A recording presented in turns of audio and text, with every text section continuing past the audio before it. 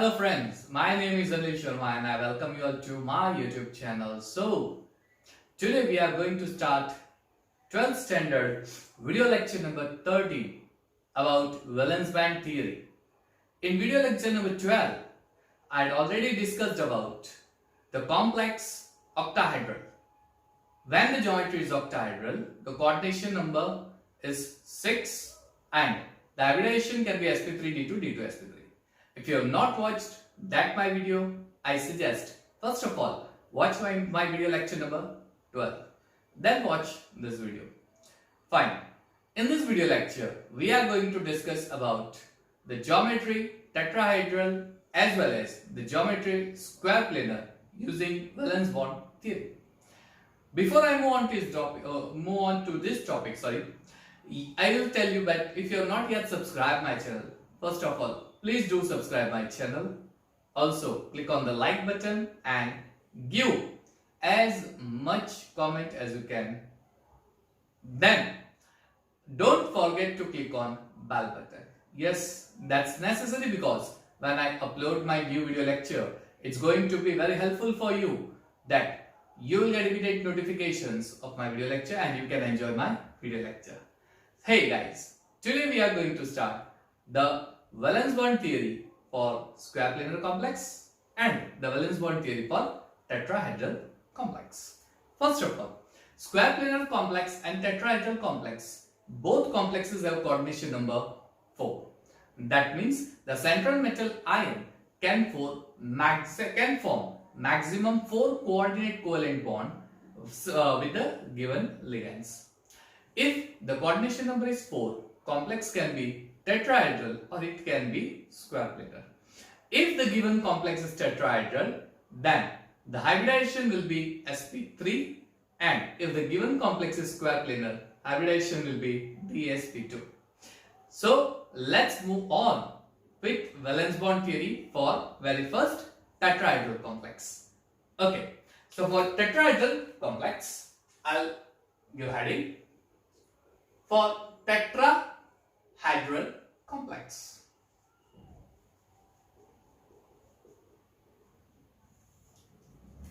Now as I said, the coordination number of this complex is 4 and basically this complex undergoes sp3 hybridization. Clear? I'll take 2 to 3 examples of complexes and then we'll move on to square planar. Well, first example, it is NiCO4. Clear? This complex is a neutral complex as this complex do not possess any type of charge over here, right? So it's a neutral complex. Now in this complex we have a central metal atom nickel. The atomic number of nickel is 28. So if I want to write electronic configuration, I'll write as argon 3d8 4s2. Now, this electronic configuration, if you don't know, you have to go with the chapter periodic table of 11th standard, chapter number 4 in NCERT textbook. Clear students? Go with that topic at the last, in the middle of that in the middle of that you will get many D block, S block element, P block, D block elements electronic configuration. But before that, you should know the type of orbital which is given in atomic structure. In atomic structure at the end, how to write electronic configuration is mentioned and group wise electronic configuration is mentioned in periodic table. Fine. So argon 3d8 4s2. Now, if I write in different manner in the block, if I write the electronic configuration in block, well, in d orbital there are total 5 subshells. 1, 2, 3, 4, 5, 6, 7, 8. So 3d orbital possesses 8 electrons. Clear? According to Hund's rule, first of all, each electron enter into orbital, it becomes half filled and then it will become packed. After 3d, we have 4s orbital and in 4s we have 2 electrons.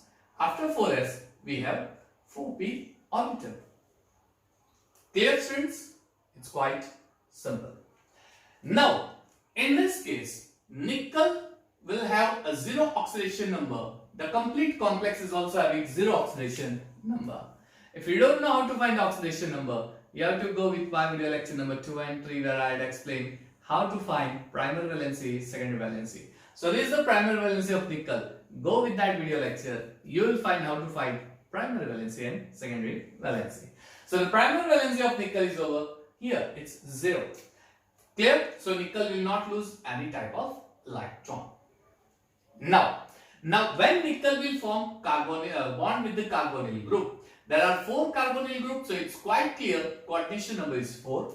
This is tetrahedral complex I had already mentioned, and it forms sp3 hybridization. It forms sp3 hybridization.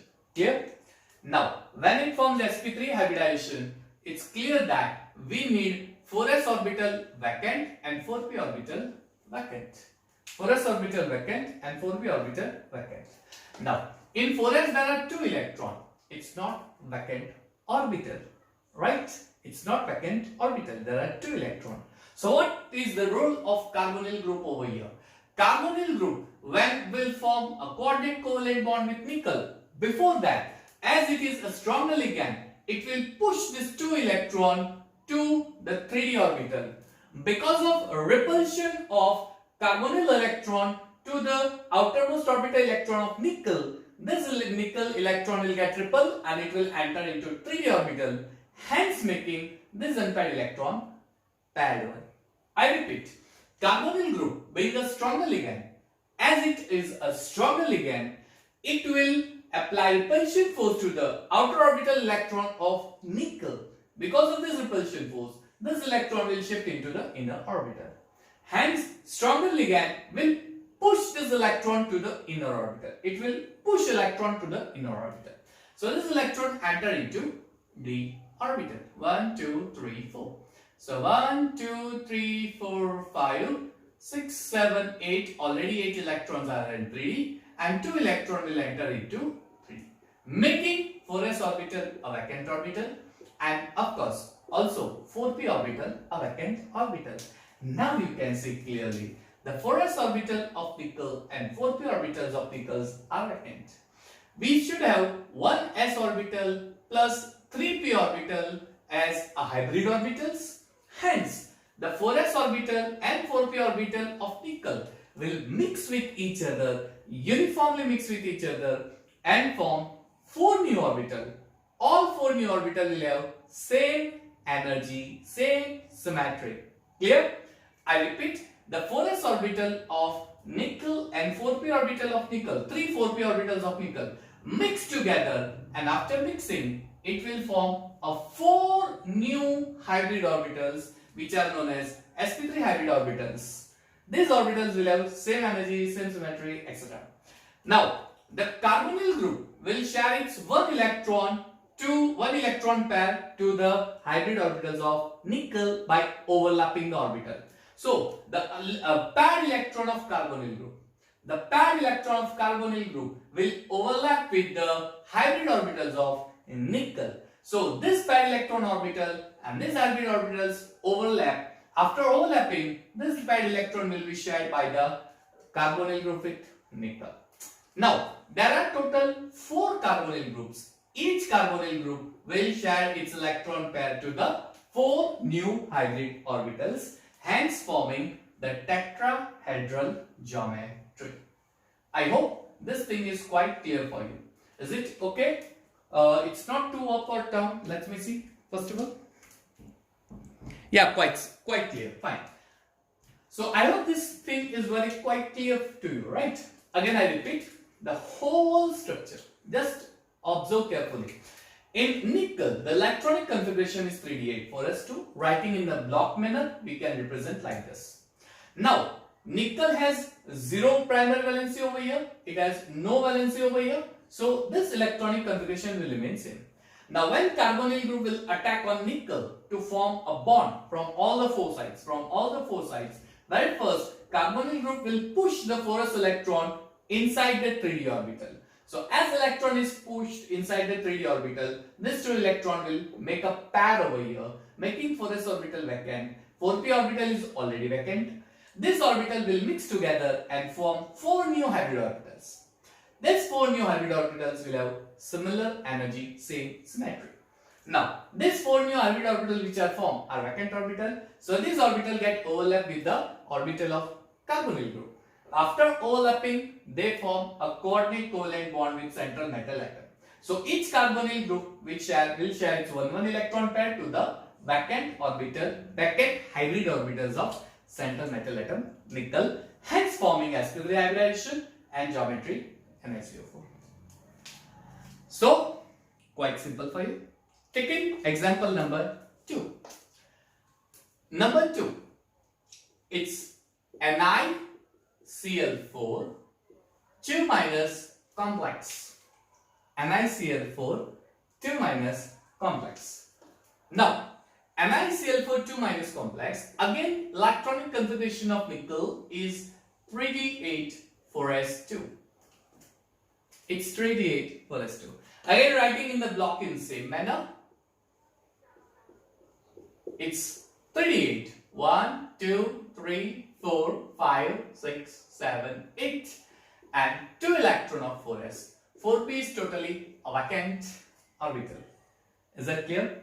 So 3d orbital, 4s and 4p. Now this is an example of tetrahedral complex. Coordination number is already 4 over here. And as it is tetrahedral complex, hybridization will be sp3. It's sp3 hybridization. Now as it is sp3 hybridization, 1 orbital of s and 3 orbital of p should be vacant. Yes, this orbital should be vacant. We can see that 4p orbital is vacant, not 4s. But wait, that's electronic configuration of nickel. First of all, find out primary valency of nickel in this complex. Again, to find primary valency, watch my video lecture number 2 and 3. There a hint is given to you how to find primary valency. 2, 3, 4 video lectures. In this one, the primary valency of nickel is +2. Hence, nickel form +2 oxidation state. That means nickel will lose 2 electrons. +2 means it can lose 2 electrons. And always any element lose 2 electrons from its outer orbitals. So outer orbital with electron is 4s. It loses 2 electrons. So both these electrons will be lost by nickel, forming the electronic configuration somewhat like this: 1, 2, 3, 4, 5, 6, 7, 8. 4s orbital is vacant. Of course, 4p also vacant. We want hybridization sp3. That means 1s orbital. Okay, I'll write down over here. 1s orbital and 3p orbital should be vacant orbital. You can see that 1s orbital is vacant, that is 4s, and 3p orbital is vacant, that is 4p. Now, this 4 orbital will mix together and form a new 4 hybrid orbitals, which are sp3 hybrid orbitals. Fine. Now, when Cl attacked on nickel, it gives 1 electron pair from its orbital to the vacant orbital of nickel.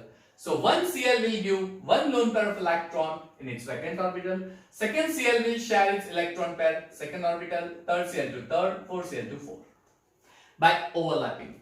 So, this electron orbital will overlap to the vacant orbital of nickel, hence forming tetrahedral complex NiCl4. Now in both the case, if you observe carefully, then in this case you will find 2 unpaired electron in the nickel electronic configuration. As there are 2 unpaired in the electronic configuration, the given complex will be a paramagnetic complex. It's quite simple one. And if you observe over here, all electrons are a paired electron, hence it is a diamagnetic complex. Clear? That's a magnetic property. I hope it's quite clear for you, tetrahedral complex and the 2 examples of tetrahedral complex. Let's move on further. Let's take an example of square planar complex. Okay, fine. So square planar, again coordination number will be 4. In a square planar, coordination number will be 4. Fine. Square planar geometry, coordination number 4. Square planar, well, this square planar geometry is a coplanar. Coplanar means all the molecule lies in the same plane. All the molecule ligands, they lies in the same plane of metal atom. They lies in the same plane of metal atom. Let's take an example. If I say then that this is my iPad. In the center, I'll keep one metal atom. This is the plane of central metal atom.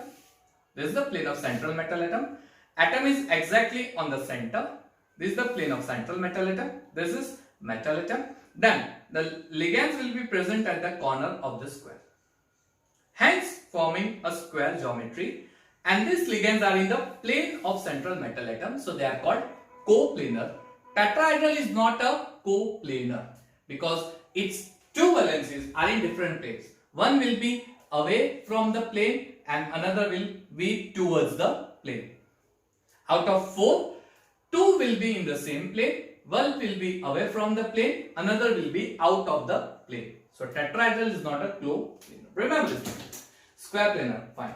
Let's take an example. First example, NiCN. Now I'll take a cyanide over here, Cn. Coordination number 4. For coordination number 4, the hybridization will be dsp2 for square planar.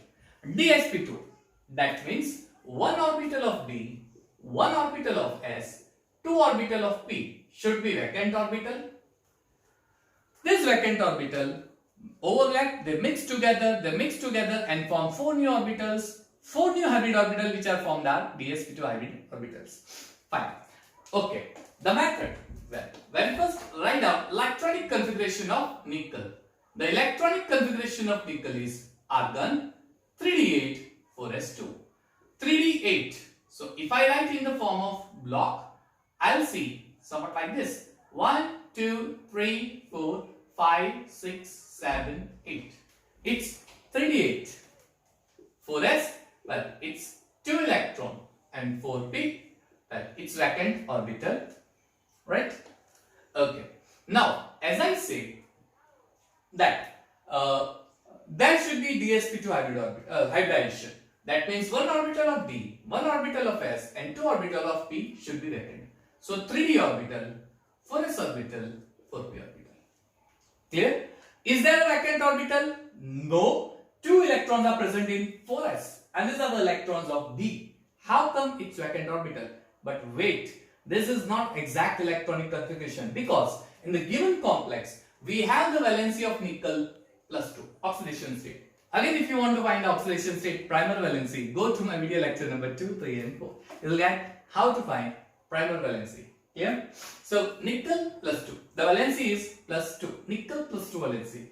So if I want to write electronic configuration for plus 2, I'll write like this. Plus 2, losing of 2 electron. Losing of 2 electron from the outer orbital containing electron. This is the outer orbital containing electron. Nickel lose 2 electron from 4s orbital. Hence, 4s orbital will be a vacant orbital. 3 4p orbitals are also a vacant orbital. Well, d orbital will have all these electron as it is.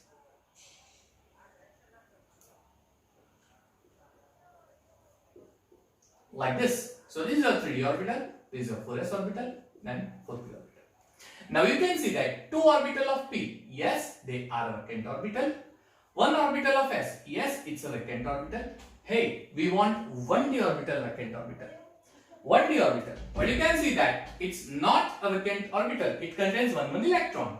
Now, Cn being a stronger ligand, what Cn is going to do? Well, Cn is going to push this electron to the inner side and will make this electron as a paired electron. Thus, the new electronic configuration by pushing of Cn ligand, the new electronic configuration will be somewhat like this. Hence, you will get now one orbital vacant orbital. So when this electron moves to the inner orbital, the outer orbital will be of d. Actually, d will be a vacant orbital. 4s is already a vacant orbital and 2 of 4p. Now, if you observe 1 3d orbital, 1 4s orbital, and 2 4p orbitals are vacant. These orbitals will merge, will mix, and forms 4 new hybrid orbitals, and all 4 new hybrid orbitals are the sp2 hybrid orbitals. All 4 new hybrid orbitals will have same energy. They are called dsp2 hybrid orbitals. Now, Cn contains a pair of electron. It will share its pair of electron with the nickel. How it will share? This orbital, electron pair orbital, will overlap with the vacant orbital, dsp2 orbital of nickel, and share its electron with this vacant orbital. Thus, one Cn will share one electron pair to one vacant orbital. There are total 4 Cn molecules. All 4 Cn molecules will share one electron to the 4 vacant orbital. 4 vacant orbital. Thus, it forms the sp2 hybridization, and the geometry will be a square planar coplanar geometry. Nickel, Cn, Cn, Cn, Cn. This is your geometrical structure of NiCN 4 2 minus. Hope it's quite clear for you. It's quite clear for you. NiCN4 2. Let's take another example. I'll take example number 2. Cu NH34 plus 2 charge. Right? Cu NH34. I'll just see, is it like inside the board or are going out of the board? No, it's inside the board. Right. Cu NH34 plus 2. Copper. Now, copper. What is the electronic configuration of copper?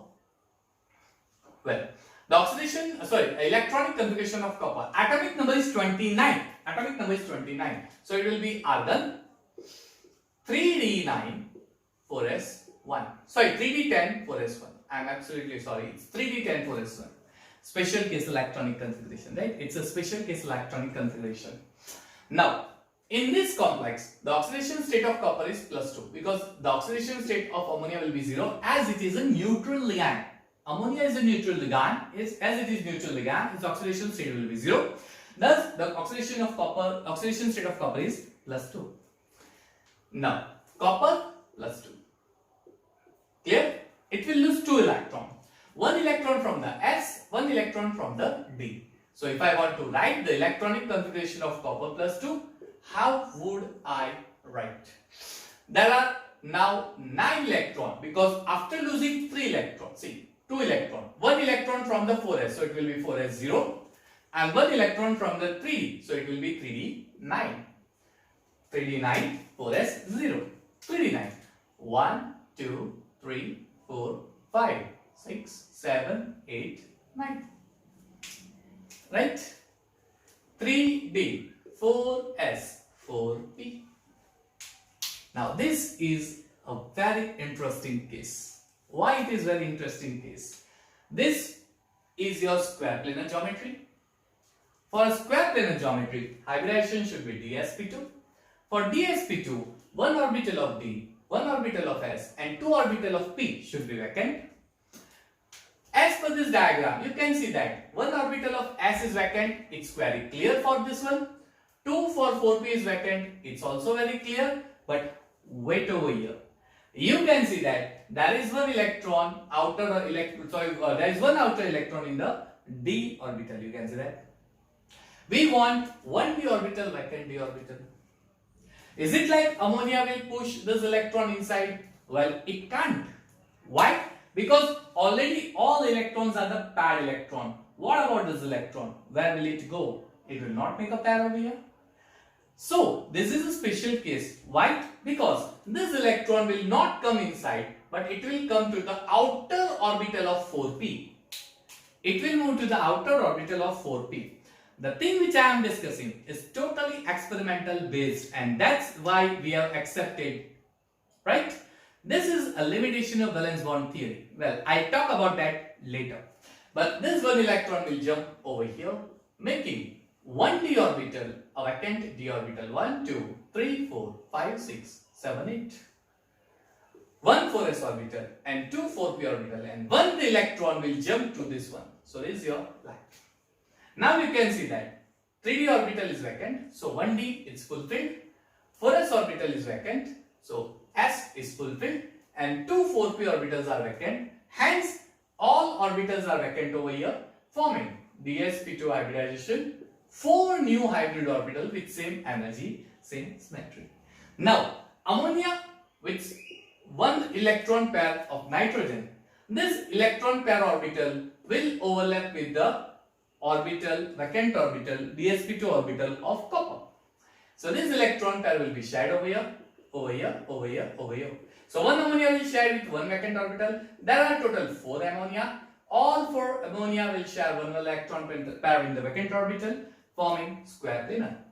The magnetic property, you can see one unpaired electron, it's paramagnetic.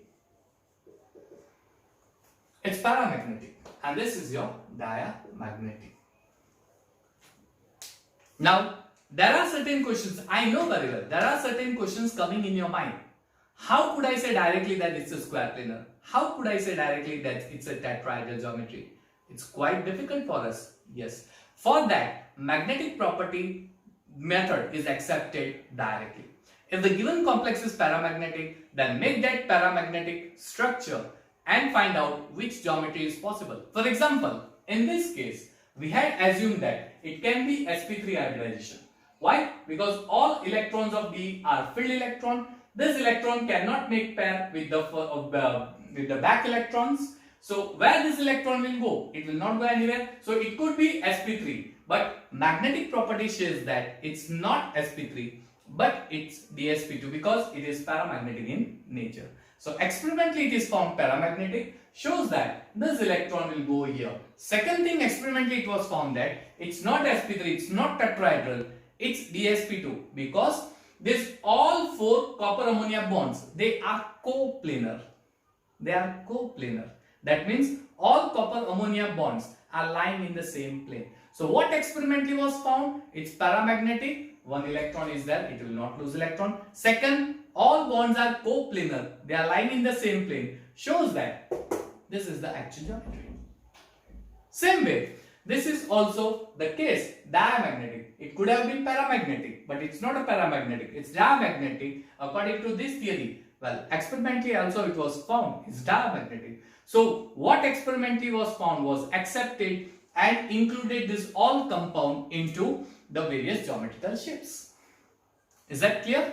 So for tetrahedral, for octahedral, for square planar, everything is based on magnetic property, experimental value of magnetic property. I cannot say directly theoretically so and so compound will form so and so geometry. Well, we cannot say that. We have to go with experimental part. But here you have to wait because this is not exact for all the compounds. That means there are certain limitations of valence bond theory, and because of these limitations, new theory were proposed. And which are those new theory? Well, for that you have to wait for my next video lecture, of course. So next video lecture you will find limitations of valence bond theory.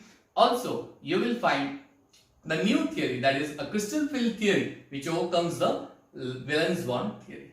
Clear? In the previous video lecture, there were 4 complexes at the end. The answer of this 4 complexes is given in the description box. You can go and see to the description box. So I'll stop my video lecture over here. I hope you might have enjoyed my video lecture. Keep watching my video lecture. Of course, subscribe my channel so that you'll get more and more videos of such a type of chemistry videos. Enjoy my free video lectures. Thank you and have a nice time.